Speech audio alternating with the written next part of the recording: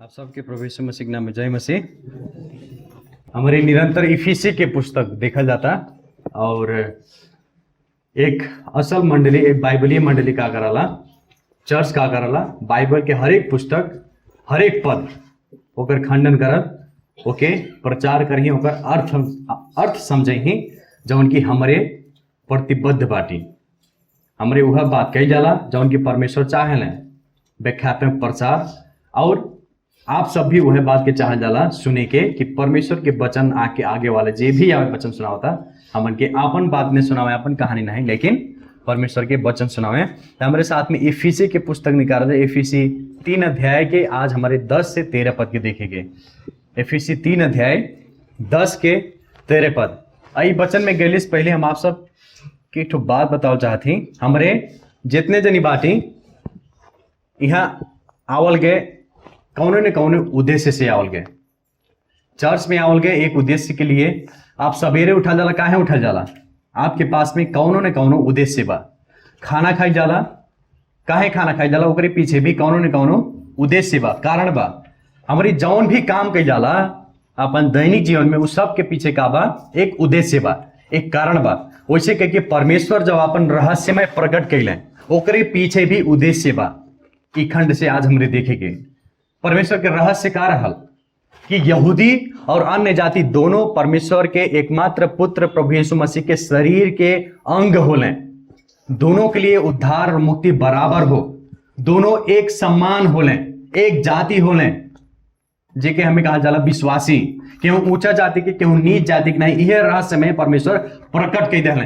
कौन कारण से प्रकट कैले, कौन उद्देश्य से प्रकट कैले, आज हमारे एक खंड से देखा जाए। हमें यहाँ सब आप सबके मिल गए हुई इफिसी 3 अध्याय के ओकर 10 से लेके 13 पद हम आप सबके बीच में पढ़ती, आप सब ध्यान से सुना जाए।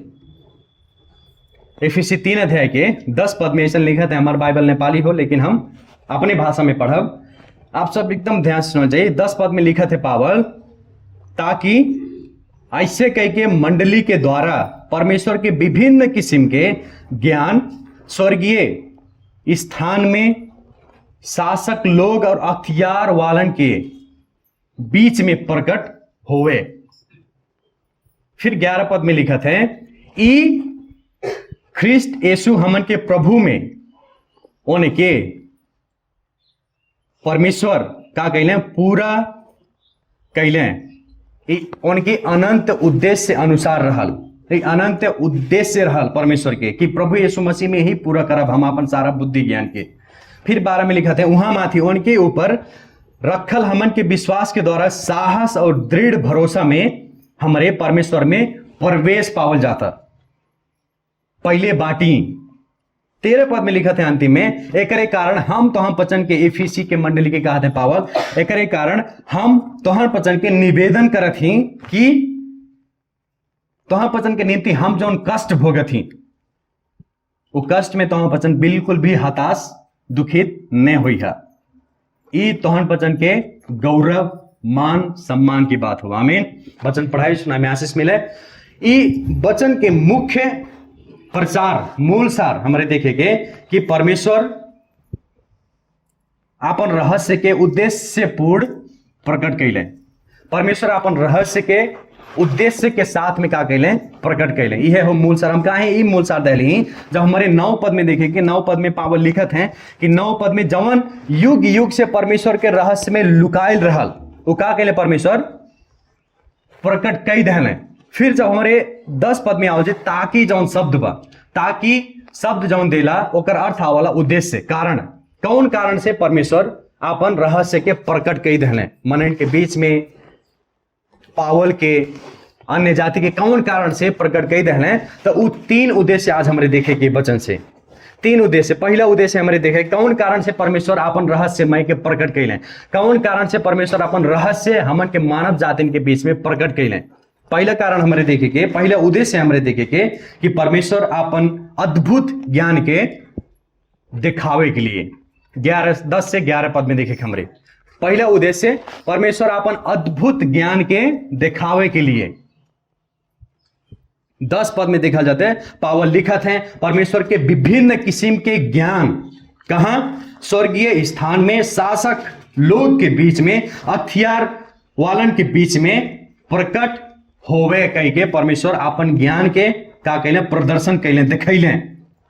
विभिन्न किस्म के ज्ञान के मतलब का हो? जब उत्पत्ति 37 अध्याय के 3 पद में यूसुफ याकूब अपने बेटवा यूसुफ के लिए बुट्टेदार कोट लेकर आए बटे। बुट्टेदार मतलब का हो? विभिन्न किस्म के रंगी बिरंगे कोट लेके आए। वो रंगी बिरंगे कोट ही परमेश्वर के विभिन्न किस्म के बुद्धि के बात के जनावला। एक बगीचा में विभिन्न किस्म के फूल रहल ही कितना सुंदर दिखाई देला, वैसे ही परमेश्वर के विभिन्न किस्म के बुद्धि, विभिन्न किस्म के ज्ञान की बात के जनावला।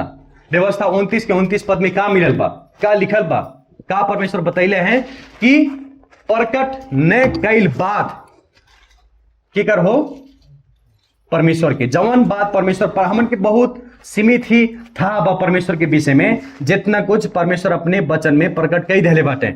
लेकिन का कहले परमेश्वर अपने आप के असीमित परमेश्वर सीमित मानव के भाषा में अपन ज्ञान अपन बुद्धि के का कहले प्रकट कई देना, दिखा देना कि हमरे समझ पाई जा। हमन के फिल्म देखल हमारे ख्याल से सब जनी के मन परत हुई, फिल्म देखे के सब जनी के मन परत हुई। अच्छा बढ़िया चीज हमन के देखे के खूब मन परत हुई। वैसे कह के यहाँ जौन बात 10 पद में जौन बात बता रहे बाटे पावल, कहा थे कि स्वर्गीय प्राणी लोग भी, स्वर्गीय सृष्टि भी का करत हैं परमेश्वर के उद्धार, परमेश्वर की योजना के बारे में देखने के लिए बहुत उत्सुक रहे। इतना अजीब इतना अद्भुत परमेश्वर के ज्ञान बा, बुद्धि बा। पहला पत्रुस 1 अध्याय के 12 पद में भी पत्रुस यह लिखली बात है कि परमेश्वर के स्वर्गदूत हरूपनी ई कुल बात, कौन कुल बात? परमेश्वर सुसमाचार के प्रचार के, परमेश्वर के उद्धार के बाद के, परमेश्वर की योजना के बाद के, परमेश्वर की बुद्धि के बाद के उत्सुकता के साथ देखे लें स्वर्गदूत लोग भी। ई बात बता रहा बाटे। जब 1 पद से 6 पद हमारे देखल गए तो परमेश्वर अपन रहस्य के प्रकट कैले, पावल के प्रकट कैले। जब हमारे 7 पद से 9 पद में देखे के तब पावल के प्रकट कैले, अन्य जाति लोग के बतैले कि तोहन पचन भी प्रभु यीशु मसीह के शरीर के अंग होला। जब हमरे 10 पद से लेके 13 पद में देखा जाला, यहाँ पावल बता रहा बाटे कि परमेश्वर के ज्ञान के प्रकट भेल स्वर्गीय स्वर्गदूत लोग के। स्वर्गदूत भी अनजान रहे परमेश्वर की योजना के बारे में। स्वर्गदूत भी नाई और उस सबके भी मालूम नहीं रहल। यहां तक शैतान की भी मालूम नहीं रहे परमेश्वर की योजना का बा उद्धार और मुक्ति के लिए। ये बात देखे के लिए स्वर्गदूत बहुत उत्सुक रहने बाटे और होले, पावल बता रहे बाटे। अब उनके ज्ञान प्रदर्शन कैले के बारे में 2 सत्यता हमारे देखे के, कैसी प्रकट कैले परमेश्वर अपन ज्ञान, परमेश्वर कैसे अपन अद्भुत ज्ञान के प्रकट कैले। पहला सत्यता हमारे देखे के 10 पद में कि अपन अद्भुत ज्ञान परमेश्वर मंडली के मार्फत का कैले प्रकट कैले, प्रकट करेले। मंडली, केवल मंडली के मार्फत अपन अद्भुत ज्ञान अद्भुत बुद्धि के परमेश्वर प्रकट करेले। पद 10 में देखा जाके ताकि ऐसे कह के मंडली के द्वारा जौन शब्द ये जना देला कि मंडली के मार्फत के द्वारा, मंडली के माध्यम से परमेश्वर अपन ज्ञान का के लिए प्रकट कर देना सबके सामने, खास करके ये पद में स्वर्गीय सृष्टि के सामने, स्वर्गदूत के सामने परमेश्वर अपन ज्ञान प्रदर्शन करे के लिए चर्च निर्माण के देना, चर्च निर्माण कैले, यानी कि यहूदी और अन्य जाति के मिलाप करवैले। जवन फाट रहे, जवन एक आपस में विरोध रहल, अन्य जाति और यहूदी में द्वंद्व रहल, वो द्वंद्व खत्म करे के लिए ही परमेश्वर का कहले चर्च निर्माण के देना प्रभु यीशु मसीह के शरीर में। बात बता रहा बटे परमेश्वर कि न ते केहू अब दास बा, न ते केहू मालिक बा, न ते केहू हरिजन बा, न ते केहू पासी बा, न ते केहू उच्च जात, न ते केहू नीच जात। हर एक राष्ट्र के लिए, हर एक जाति के लिए ये परमेश्वर के उद्धार और मुक्ति हो, यह ज्ञान प्रकट कई देना स्वर्ग में रहे वाला, जौन हमरे नाई देख पाओ जाला। परमेश्वर अपन ज्ञान स्कूल में प्रकट नहीं के कहा थे हम पावल, परमेश्वर अपन ज्ञान मंदिर में प्रकट नहीं के, लेकिन चर्च में। चर्च का हो परमेश्वर के विश्वासी जन होने, सच्चा विश्वासी के समूह, ओह में परमेश्वर अपन ज्ञान के का कहले प्रकट कई देने। के यहां मन लागत हो कि हम फिल्म में काम करे पैती, कितना जनिक मन बा, Bhojpuri film, Hindi film, English film, सबके एक मन रहा हो हम हो अगर पर्दा वाला टीवी पे आ जाती बहुत ठीक रहा, सब जनी हमें देखते हैं। लेकिन पावल यहाँ बता रहा बाटे हमरे सचमुच में पर्दा वाला टीवी पे काम किया जाता, फिल्म में काम किया जाता, चलचित्र में काम किया जाता। ये बात यहाँ बता रहा बाटे। जेकर लेखक जेकर निर्मातक के हो हमन के त्रिएक परमेश्वर हो, उद्धार के योजना परमेश्वर लिखलें, त्रिएक परमेश्वर बनैलें। और एक्टर नायक और नायिका के हो हमरे हो जाला विश्वासी लोग, चर्च जौन के हमरे एक्ट कह जाता, जौन के हमरे अपन नेतृत्व कह जाता। और दर्शक के हो देखे वाला, जब फिल्म बन जाला थिएटर में लागल सब दर्शक देखे जाला। दर्शक के हो यहाँ पाउल बता रहा बाटे पद में स्वर्ग में रहे वाले स्वर्गदूत, शैतान भी एक दर्शक हो, शैतान भी देखत है उद्धार और मुक्ति के काम कितना महान बा, कितना अजीब बा, कितना अद्भुत बा। यह बात परमेश्वर प्रकट कर दिले। शैतान भी अनजान रहा, स्वर्गदूत भी अनजान रहा काम से। यही नाते परमेश्वर इस ज्ञान के स्वर्गदूत के सामने भी प्रकट कर दिले। स्वर्गदूत देखत बाटे ऐसे ऊपर से इस काम के देख रहा बाटे, उद्धार और मुक्ति के काम। जितने विश्वासी जुड़त हैं उतना उत्सुकता के साथ भी स्वर्गदूत भी देखत हैं।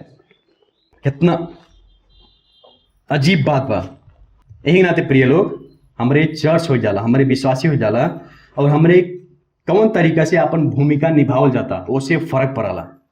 यह तो हमरे केहू के नकारात्मक तरीका से असर पुगाए के या तो सकारात्मक तरीका से असर पुराए के। अभी हाल ही में एक ठो बात हमसे केहू कहला है, वो लागला हमारे जीवन भर के कमाई हो गई बा। हमसे वो केहू कहला है कि हम तो से जितना नजीक होली उतना नजीक हम परमेश्वर से होली। जब से हम तोहरे नजीक अली उस समय से हम प्रभु के और नजीक से जान ले बाटे। यह बुद्धि प्रकट करे के लिए परमेश्वर हमन के यहाँ नियुक्त कैले बाटे, चर्च में रखले बाटे, गांव में रखले बाटे कि हमन के द्वारा परमेश्वर के लोग देख सके, परमेश्वर के जान सके, परमेश्वर की होले ई बात की जान सके। प्रेरित 4 अध्याय के 12 पद में जब पतरस और यूहन्ना प्रचार कर रहे वहां जब मनई देखले सभागार के सामने यहूदी लोग देखे देख के दंग प्रचार कर लेते आम आदमी होले, इन्हें तो अनपढ़ गवार होले। लेकिन एक बात उन्हें जानले बाटे, एक बात उन्हें बुझले बाटे कि इन्हें सचमुच में प्रभु यीशु मसीह के साथ में रहत रहले।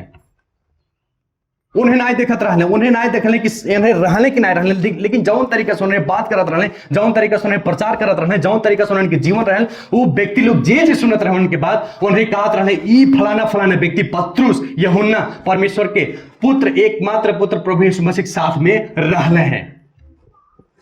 आप सबके क्यों कहले बाकी नहीं? आप सबके क्यों कहले बाकी नहीं कि सचमुच में ई फलाना फलाना व्यक्ति प्रभु के साथ में रहल बा, प्रभु के ई व्यक्ति देखले बा, जे प्रभु के देख ले बा। प्रिय लोग, जे प्रभु के साथ में रह गए बा ओकर जीवन स्वभाव चाल चलन बोली वचन सब कुछ यहाँ तक है, विचार भी ओकर बदल जाए, कुछ भी पुराना नहीं रही, सब कुछ नया हो जाए। लोग देखें कहीं तो सचमुच में प्रभु के साथ में रहे वाला मन ही हो, सचमुच में दिन प्रतिदिन प्रभु के साथ में रहे वाला व्यक्ति हो। ये बात के जनही, ये बात के देखी, यह बात पावल यह बता रहा बाटे, यह बात पावल यहाँ बता रहा बाटे। परमेश्वर हमन के नियुक्त कैले, मंडली बनैले, हमन के चर्च बनैले, एक ठो जिम्मेवारी बनैले, एक ठो जिम्मेवार व्यक्ति बनैले। लेकिन हमरे अटकल बाटी कहाँ, कौन ऊंच जात हो कौन नीच जात हो। हमें सुनीला कहूं कहूं तो बहुत दुख लागला। कितने लोग अपने आपके विश्वासी कहीं लेकिन चमार जात सुनते दूरे रहिए, दूरे रहिए, तूने छुईहा, भड़वा ने छुईहा, हई ने छुईहा, हो ने छुईहा, अछूत हो जाए हमार खानवा। वो विश्वासी नहीं हो प्रिय लोग। हमारा अनुभव के हिसाब से हम तक कितना लोग की जुट्ठा कहले बाटी, चमार लोग की जुट्ठा कहले ही। कैसे कि यह प्रमाण हो विश्वासी के जात में कुछ नहीं रखल बा। प्रभु बता रहा बाटे हमारे अपन ज्ञान बुद्धि प्रदर्शन करे के लिए, प्रकट करे के लिए परमेश्वर हमके यहाँ नहीं नियुक्त कैले बाटे, लेकिन परमेश्वर के ज्ञान और बुद्धि के प्रकट करे के लिए परमेश्वर नियुक्त कैले बाटे। और परमेश्वर के बुद्धि परमेश्वर के ज्ञान तब प्रकट होला जब चर्च में एकता रहला। चर्च में जब सब विश्वासी एकजुट होकर परमेश्वर के महिमा करले, प्रशंसा करले, जैसे अब इनके करत रहले। हम बीच में से जात रहे ऐसा लागत रहा स्वर्ग में बाटी, हम ऐसा गावत रहले गीत भजन सब लोग मिलके। लेकिन प्रिय लोग का आप सब में एकता बाकी नहीं बा का? आप सबके घर परिवार में, पति पत्नी में, लइकन बच्चन में एकता बाकी नहीं का? आप सब अपने से भी ज्यादा दूसरे के उच्च मानल जाता कि नहीं का? आप सब एक दूसरे के क्षमा कल जाता कि नहीं? अगर कही जाता ऐसे कह के परमेश्वर के ज्ञान के प्रदर्शन हुई लोगन के बीच में, स्वर्गदूत के सामने देख रहा बाटे।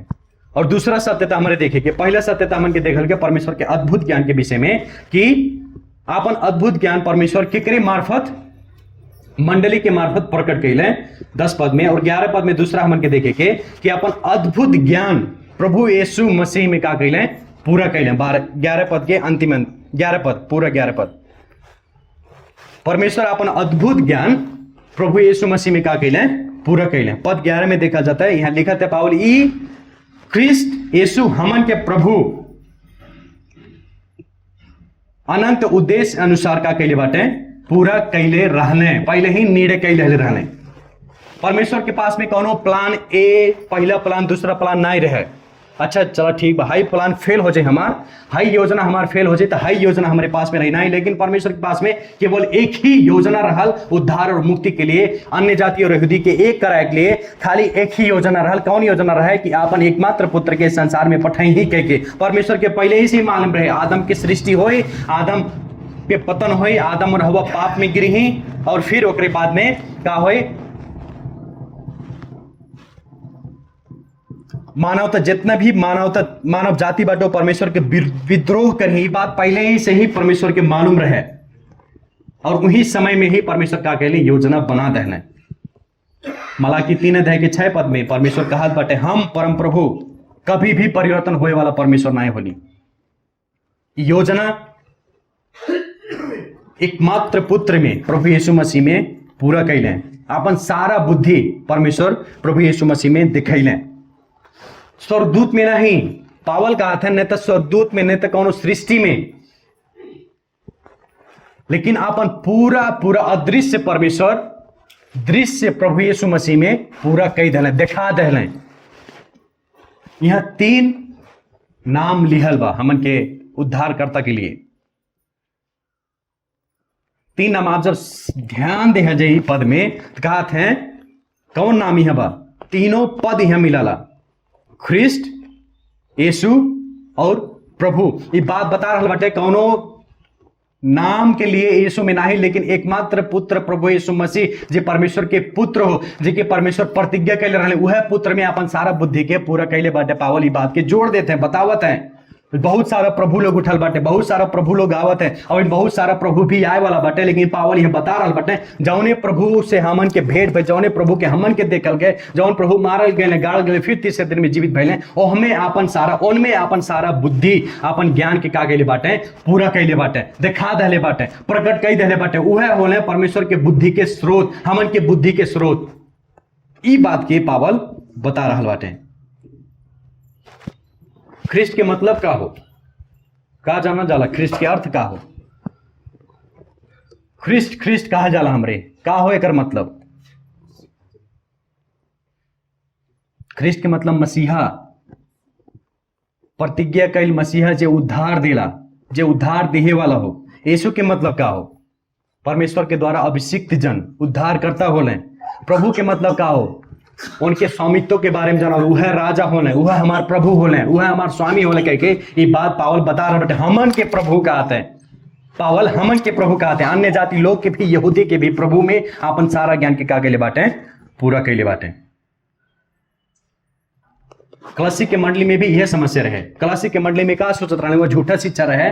का शिक्षा रहे कि हमन के अगर उद्धार पाए बा तो हमन के और भी ज्ञान की आवश्यकता बा। प्रभु यीशु मसीह भर पर्याप्त नहीं बाटे हमन के लिए, प्रभु यीशु मसीह के बलिदान भर हमन के लिए पर्याप्त नहीं बा। हमन के और भी ज्ञान चाहिए, और भी रहस्य चाहिए, बूझे के लिए, समझे के लिए। हिंग नदे पावल 2 अध्याय के 3 पद में लिखले बाटे, उहाँ मां नहीं, प्रभु यीशु ख्रिस्ट में ही ज्ञान और बुद्धि के सारा संपत्ति लुकाइल बा। परमेश्वर सारा ज्ञान और बुद्धि के स्रोत प्रभु यीशु मसीह के बना देना है। अगर हमन के परमेश्वर के ज्ञान के बारे में जाने बा, अगर हमन के परमेश्वर के बुद्धि के बारे में जाने बा, हमन के क्यों जाने की आवश्यकता नहीं बा, प्रभु यीशु मसीह के विश्वास के आवश्यकता बा। प्रभु यीशु मसीह में जब आवल तब हमन के परमेश्वर की योजना के बारे में, परमेश्वर के ज्ञान के बारे में बूझल जाए। हमारे पावल ये बात बता रहा बाटे।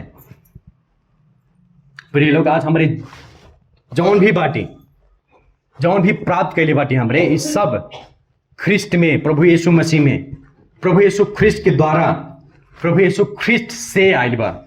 और कोनो रास्ता नहीं रहे जौन भी हमरे आशीष प्राप्त के बाटे, जौन भी हमरे उद्धार मिलल बा, इस सब कुछ उनके एकमात्र पुत्र प्रभु यीशु ख्रिस्ट में पूरा भइल बा, उन्हीं के द्वारा हमरे पहले बाटी। ई बात के पावल जोड़ देले बाटे। पहला उद्देश्य हमरे देखल गए, कौन उद्देश्य हो? परमेश्वर अपन रहस्य काहे प्रकट कैले? काहे प्रकट कैले अपन रहस्य? परमेश्वर के अद्भुत ज्ञान प्रदर्शन करे के लिए। दूसरा अब हमारे देखेंगे कि काहे अपन रहस्य प्रकट कैले? कि परमेश्वर के उपस्थिति में प्रवेश प्रदान करे के लिए, परमेश्वर के उपस्थिति में हमरे जाए के लिए अब खुल गई बा रास्ता।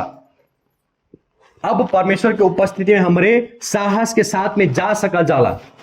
ई उद्देश्य के लिए परमेश्वर अपन रहस्य प्रकट कैले। अन्य जाति और यहूदी लोग में द्वंद्व रहल, लेकिन वो बात बता रहा बाटे अन्य जाति के लोग के कि पावल कह रहा बाटे कि तोहार वचन भी परमेश्वर के पास में जा सकला।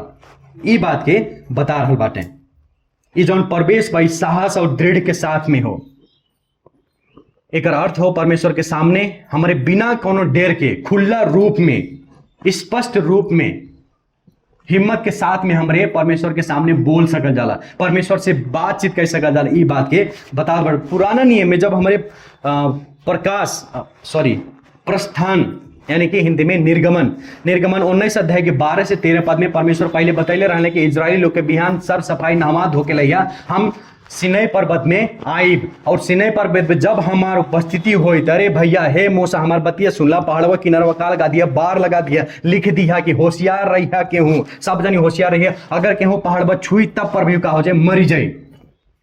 परमेश्वर के उपस्थिति में जाए के लिए केहू भी अनुमति नहीं रहे, लेकिन बार लगे रहने पुराना नियम में। उनके उपस्थिति में, परमेश्वर की उपस्थिति में केहू भी जाए का अनुमति नहीं रहे। हिब्रू 9 अध्याय के 7 पद में जब हमने देखा जाला, खाली एक साल में प्रधान पुजारी, जे सबसे बड़ा पुजारी रहल, नियुक्त भइल परमेश्वर की ओर से, उहे भर अनुमति पावत रहे महापवित्र स्थान में, मंदिर में प्रवेश करे के लिए। लेकिन जब मत्ती 27 अध्याय के 50 से 51 पद में मंदिर के पर्दा जब फाटल बा, जब प्रभु यीशु मसीह की मृत्यु भइल बा, मृत्यु के बाद में मंदिर के पर्दा फट गई बा, एकर मतलब का हो, अब कौन भी माध्यम के जरूरी नहीं बा। हमरे चाहे यहूदी रहे चाहे अन्य जाति रहे, परमेश्वर के उपस्थिति में हमरे जा सकल जाला। वो रास्ता खुल गई बा। और कैसी हमन के प्रवेश मिलल बा? जब यही पद में देखेंगे तो कहा थे विश्वास के द्वारा। घरेलू संगति में क्यों बतावत रहे कि हमारे प्रभु यीशु मसीह में जब विश्वास करेंगे तब परमेश्वर में प्रवेश भी हमन के खुल जाता, प्रवेश द्वार भी खुल जाता, हमन के परमेश्वर से प्रार्थना, परमेश्वर से बातचीत कर सकल जाला। यह बात बता रहा बाटे हिब्रू 11 अध्याय के 6 पद में लेखक बतैले बाटे, बिना विश्वास के हमन के परमेश्वर के कभी भी प्रशंसा नहीं दे पाएगी, कभी भी महिमा नहीं, प्रसन्न नहीं कर पाएगी अगर हमारे विश्वास नहीं किया जाता प्रभु के। ये बात बता रहा बाटे। एक राजा के बेटवा अपने पिता यानी कि वो राजा से भेंट घाट करे के लिए कौनो समय नहीं चाहिए, ओके कौनो फुर्सत मिलाए नहीं चाहिए, ओके कौनो पास कार्ड नहीं ले जाए पड़ी। अगर है एक घटाई में पास कार्ड रही तब भर जाए मिली, कौनो अपॉइंटमेंट नहीं चाहिए ओकरे लिए, कौनो टिकट भी नहीं लागी। वो चाहे जब अपने पिता के पास में जा सकला, वो चाहे जब अपने राजा पिता के पास में जा सकला। यह बात पावल यहाँ बता रहा बाटे कि वो जौन रोका रहा, जौन निषेधित रहा परमेश्वर के उपस्थिति में जाए के लिए, वो द्वार खुल गई बा हमारे अब चाहे जब। और ये बात अन्य जाति लोग के बहुत अद्भुत रहा, कहे से कि 2 अध्याय के 11 से 12 पद में बतैले बाटे पावल कि वो सब कारण परमेश्वर से अलग रहले, आशा रहित रहले, प्रभु यीशु ख्रिस्त से अलग रहले, वो सामाजिक रूप से अलग रहले। कहे से कि वो खतना वो सबके नहीं भइल है, यहूदी लोग वो सबके समाज के लोग ही नहीं, यहूदी लोग वो सबके कुकुर मानत रहले, नीच मानत रहले। और अन्य जाति के लिए ये बात सबसे अद्भुत रहा कि हमारी भी जी परमेश्वर से वंचित रहे, जे प्रभु यीशु मसीह से वंचित रहे, वो भी अब परमेश्वर की उपस्थिति में जाए पाई के ये बात बता रहा बाटे। अब हमन के पाप पूर्ण डेर के साथ में नहीं, लेकिन श्रद्धा के साथ में, आदर के साथ में, भक्ति के साथ में परमेश्वर के सामने, परमेश्वर के उपस्थिति में खुला रूप से जा सकल जाला। हमारे खुला रूप से परमेश्वर से बातचीत कर सकल जा रही। यही बात पे विश्वास इनको बोलनी चाहिए। हमारे हर एक अवस्था में परमेश्वर के सामने जा सकल जाला। जब दुख में बाटी, जब बीमारी में बाटी, जब कष्ट में बाटी, जब केहू सता रहल बा, कौनो भी समय परमेश्वर के तोकल नहीं बा, लेकिन हर समय हमारे परमेश्वर की उपस्थिति में जा सकल जाला। अब कौनो डेर नहीं बा परमेश्वर की उपस्थिति में गए लिखले। एक ठो भाई रहले, उनके साथ में बहुत करीब रहली। उनके जीवन से हम कुछ अवलोकन कैले रहली, जेकरे द्वारा हम दुखित भी भइल रहली, प्रार्थना भी करत रहली। हमरे साथ में बैठत रहले, हमरे साथ में उठत रहले। लेकिन एक समस्या उनमें हम देखली कि अपने पापा से बहुत ज्यादा डरात रहले। अगर हमारे साथ में समय बितात रहले तब पर भी अपने पापा के देख जा, उनके होश उड़ जा, अपने पापा के नाम सुन जा, उनके छटपटी धैले। प्रिय लोग, ई प्रेम नहीं हो। अगर केहू के संबंध ई तरीका से बा, कौनो पिता से, कौनो माता से आप सबके लइके डरात बाटे, बात के लिए हिचकिचात है तो प्रेम नहीं हो। पहले यूहन्ना 4:18 पद में बतैले बाटे यूहन्ना कि प्रेम में डर नहीं रहला, लेकिन सिद्ध प्रेम डर के हटावला। काहे से कि डर के संबंध दंड से रहला। कौन व्यक्ति डराला? जे दंड पाए वाला रहला। यूहन्ना यह बता रहल बाटे। और जे डराला प्रेम में उस सिद्ध अभी तक नहीं भइल बा। बात के बता रहल बाटे।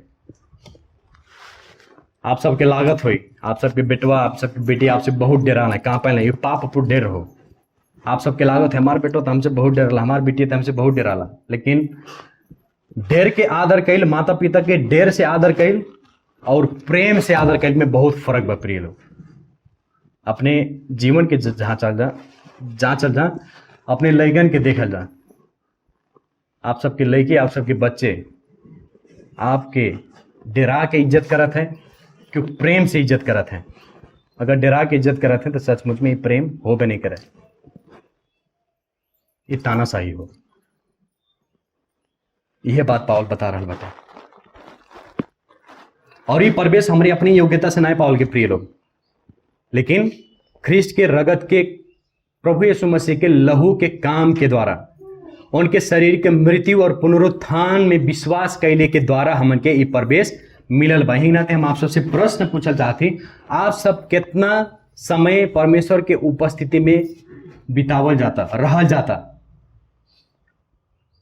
आज ज्यादा कह के विश्वासी के जीवन में जब जब प्रार्थना करते हैं, जब जब परमेश्वर की उपस्थिति में जाते हैं, श्रद्धा, आदर, भक्ति दिन प्रतिदिन हेरा जाता है, दिन प्रतिदिन कम हो जाता है। जैसे मन लागल हमारे वैसे परमेश्वर की उपस्थिति में चल जाई जाला। पुराना नियम में जब जब परमेश्वर से प्रार्थना करत रहले, जब जब परमेश्वर की उपस्थिति में जात रहले, कितना देर के साथ में, कितना आदर के साथ में, कितना श्रद्धा के साथ में जात रहले। हई अपन है गोड़ टेक के घुटना पे होके प्रार्थना करत रहले पुराना नियम में। इतने बार नहीं अपन सिर के झुका के ऐसे कह के नहीं करत रहले, लेकिन सिर के झुका के सब का दिखावला कि हम परमेश्वर के आदर करीला भाई, हम परमेश्वर के श्रद्धा करीले, ई बात के दिखावला। साष्टांग प्रणाम कह के परमेश्वर के महिमा करत रहले। साष्टांग प्रणाम मतलब था बा है पूरा शरीर के 8 भाग जितना भी बा वो भूइया रही, एकदम छुआल रही जमीन से। ई तरीके से प्रार्थना करत रहले पुराना नियम में।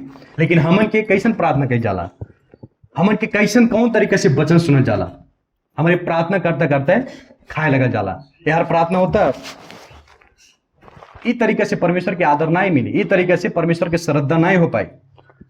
क्यों? प्रार्थना करते करते सुध गए, चेला बनल बाटे प्रभु के। प्रभु कहले अरे प्रार्थना कई करी, हाँ आवत ही हम प्रार्थना कई के, प्रभु आवत है वो दिखा, अरे मोरी मैया सुत गए, दुई बेर सुत जाते हैं।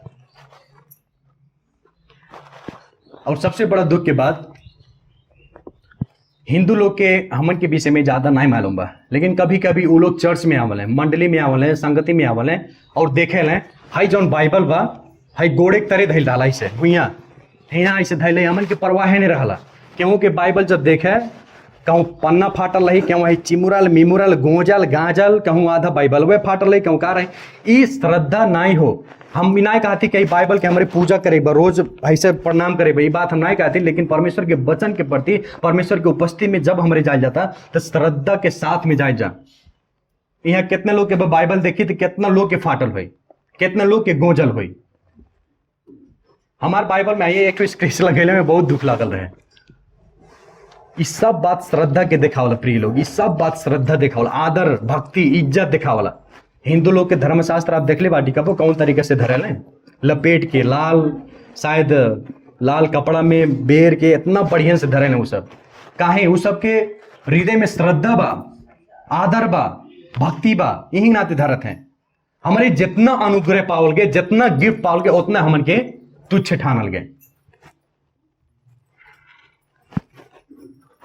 और यदि ऐसा कल जाता सचमुच में हमन के परमेश्वर के उपस्थिति के मजाक उड़ावल जाता। चैन प्रार्थना शुरू भइल है, हमें बहुत खुशी लागल है। हमार अभी तक एक प्रार्थना भी नहीं छूटल बा। हमार 45 मिनट के प्रार्थना नहीं बल्कि 1 घंटा के प्रार्थना होता, हमार बेसी होता।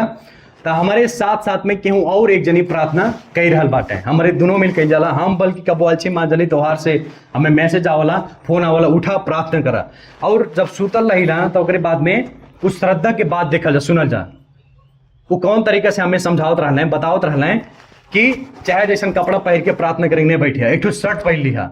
रात के 2 बजता वो कहा बाटे हमसे एक ठो शर्ट पहन लिया कि का बात जाना होता कि हमारे परमेश्वर की उपस्थिति में जाए जाता भाई, श्रद्धा के साथ में जाए जा, आदर और भक्ति के साथ में जाए जा। हमारी प्रार्थना कर ऐसे थैली में हाथ धर के ऐसे कही जाला प्रार्थना रेंगते रेंगते। अब प्रार्थना करत के टाइम में सबसे दुख की बात ये हो, प्रार्थना करते करते कितना लोग के मुंह ऐसे इतना बड़ा बवाला। पुलिस के सामने आप सब गइल बाटी कि नहीं, सरकारी वकील जौन भी बाटे, न्यायकर्ता के सामने आप सब कबो पेश भइल बाटी कि नहीं, उनके सामने कैसन बात कइल जाला, अपने आप के जांचल जा। उ लोग के सामने कैसन कौन तरीका से बात कइल जाला, हमारे ख्याल से कबो नहीं ऐसे बात कही जाए, ऐसे कह के मूड तरे रहला। जब तक वो बैठे नहीं कहीं तब तक हमारे ना बैठे जाए। तो की हो हमारे कैसे बात कही जाता, कैसे प्रार्थना कही जाता। वो स्वर्ग और पृथ्वी के सृष्टि करता महान परमेश्वर और भयंकर परमेश्वर, जे के आत्मा और शरीर दोनों नष्ट करे वाला परमेश्वर वाले भाई, हमारे काहे ने श्रद्धा दिया जाता, काहे ने आदर इज्जत भक्ति दिया जाता परमेश्वर के। श्रद्धा दिए वाला व्यक्ति बना जा प्रिय लोग। जब प्रार्थना कही जा, जब बाइबल अध्ययन कही जा, हमें पूरा फोकस अपन दिमाग के प्रभु में ही केंद्रित रखल जा। ये बात के पावल सिखा रहा बाटे हमन के। और अंतिम बात हमरे देखे कि तीसरा उद्देश्य काहे अपन रहस्य प्रकट कैले परमेश्वर। पहला बात हमरे देखल के काहे, कौन कारण से, अपन अद्भुत बुद्धि, अपन अद्भुत ज्ञान दिखाए के लिए। और दूसरा में हमरे देखल गए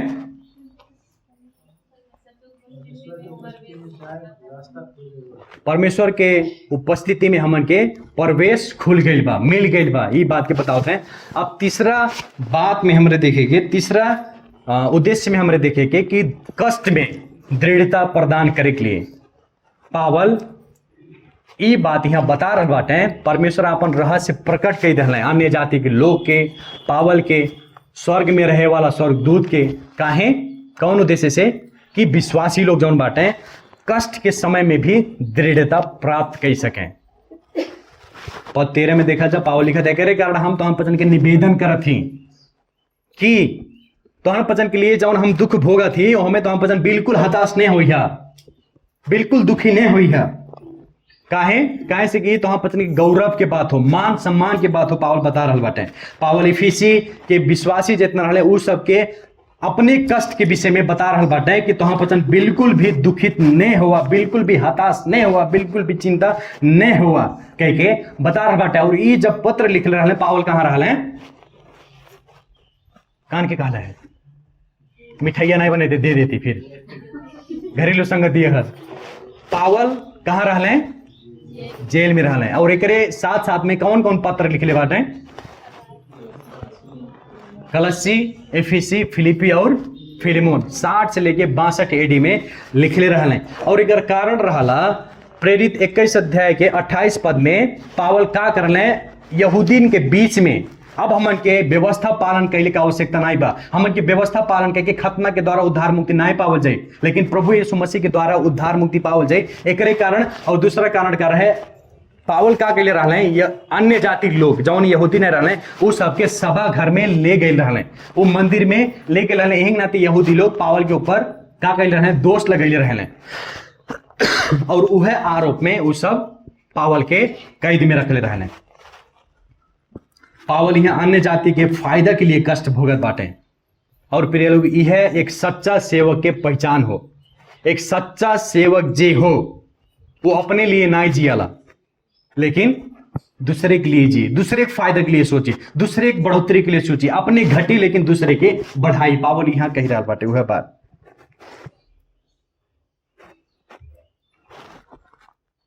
और पावल यहाँ अपनी इच्छा के द्वारा, इनके क्यों जोर जबरदस्ती नहीं कैले बा, इनके क्यों ढकेले नहीं बा, लेकिन अपने गई बाटे, अपने इच्छा के द्वारा वो दुख के भोगत बाटे।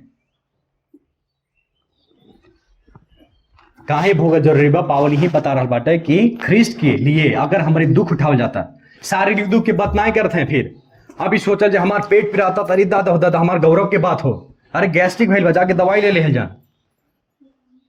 अब मूड पिराता, मूड में समस्या आयल, पेट में समस्या आयल, कहूँ का हो गए, तो ऊ दुख हमन के जीवन में आवता, शरीर में आवता। तो इन्हें सोचा जो हमन के गौरव के बात हो, तो आपके खाना और दुनियादारी के कारण से लागल बा, वो प्रभु के गौरव के बात नहीं हो। लेकिन ख्रिस्ट के कारण अगर केहू सतावता, प्रभु के कारण आप सबके केहू नीचे दिखावता, तो समझ लिया जा आपके लिए वो गौरव की बात हो। पावल यह बात बता रहा बाटे। ख्रिस्ट के लिए हमन के, ख्रिस्ट के लिए दुख भोगल ही, कष्ट भोगल ही हमन के लिए मान सम्मान इज्जत की बात हो। लेकिन ये बात ज्यादा लोग बुझले नहीं बाटे कि कितना आनंदमय बात भाई, प्रभु के लिए दुख उठावल, प्रभु के लिए कष्ट भोगल, ये बात की पावल बता रहा बाटे। एक बात प्रभु बार बार प्रतिज्ञा कैले बाटे। प्रभु हमन के शानदार घर प्रतिज्ञा नहीं कैले हैं कि हमारे पीछे ये बात तो है बढ़ियन बढ़ियन घर मिली, प्रभु बढ़ियन बढ़ियन गाड़ी चढ़ी पैबा कह के प्रतिज्ञा नहीं कैले हैं। प्रभु ये नहीं कहले बाटे हमरे पीछे अबा तो बहुत सुखदायी जीवन हुई, तो हम पसंद के भैया ये बात नहीं कहले बाटे, ये प्रतिज्ञा नहीं कहले बाटे। लेकिन एक ही बात प्रतिज्ञा कहले बाटे, का कष्ट। जे हमार विश्वासी होए चाहता, जे हमार पीछे चले चाहता, वो पहले अपन का करे, क्रूस उठावे।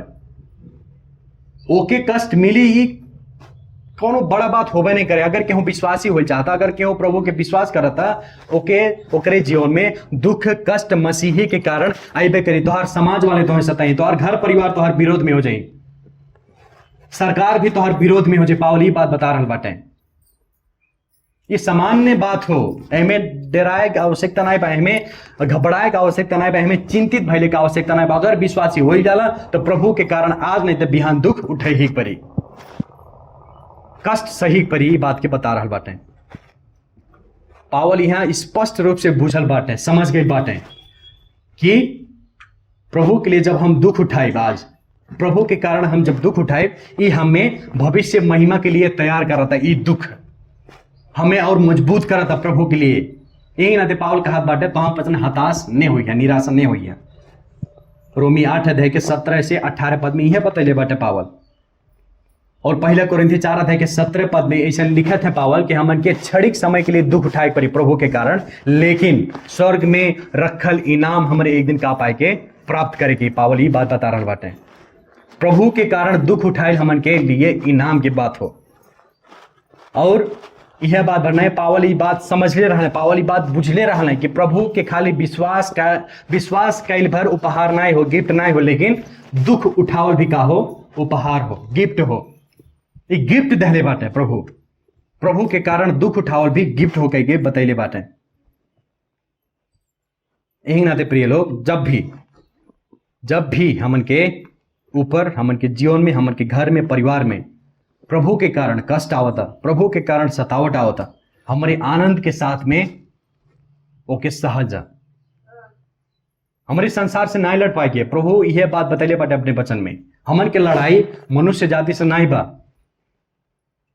लेकिन इस संसार के शासक के साथ में बा, वो अंधकार के शक्ति के साथ में बा। हमन के सरकार से, हमन के मनई से नहीं लड़ पाएगी।